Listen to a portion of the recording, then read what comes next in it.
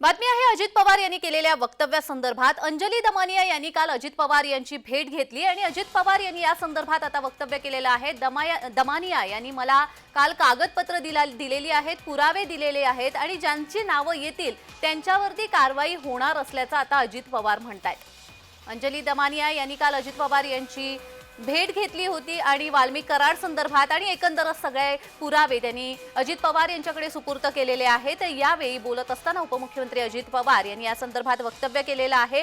ज्यांची नावे आहेत त्यांच्यावरती कारवाई केली जाणार असं आश्वासन त्यांनी दिलंय। जी काही घटना बीड जिल्ह्यामध्ये घडलेली आहे सरपंचांच्या बाबतीमध्ये, त्यामध्ये जे कोणी चौकशा चालू आहेत त्या चौकशीमध्ये जे कोणी दोषी असतील त्यांना फाशीची शिक्षा झाली पाहिजे। तशा पद्धतीनं आपण सगळा प्रयत्न करतोय आणि ती चौकशी चालू आहे। त्याच्यात जर कुणाचे आणखीन काही नावं आली तर त्यांच्यावरही कारवाई केली जाईल, परंतु जर कुणाचा संबंधच नसेल तर कारवाई करण्याचा प्रश्न येत नाही।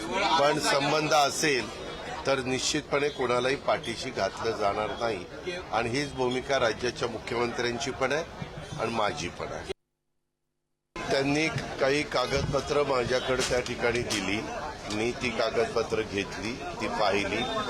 कारण उद्याच्याला कोणी पुरावे दिले तर त्याची पण शहानिशा करायला लागते, त्या पद्धतीनं ते दिलेले आहेत। त्याच्याबद्दलच्या काय वस्तुस्थिती नक्की पुढे येते आणि त्या प्रकारे मग पुढच्या गोष्टी काय करायच्या ते ठरवलं। सुरेश धसला काय वाटतंय त्याला मला काय त्याच्याशी घेणं देणं नाही।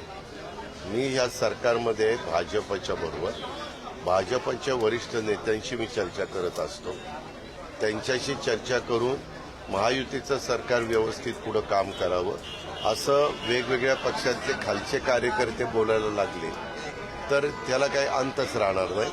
त्याच्या संदर्भामध्ये जी भूमिका असेल ते अमित शहा आम्हाला सांगतील, भाजपची आम्हाला देवेंद्र फडणवीस साहेब सांगतील, आम्हाला चंद्रशेखर बावनकुळे साहेब सांगतील, आम्हाला नड्डाजी सांगतील। हे बरोबर आहे ना।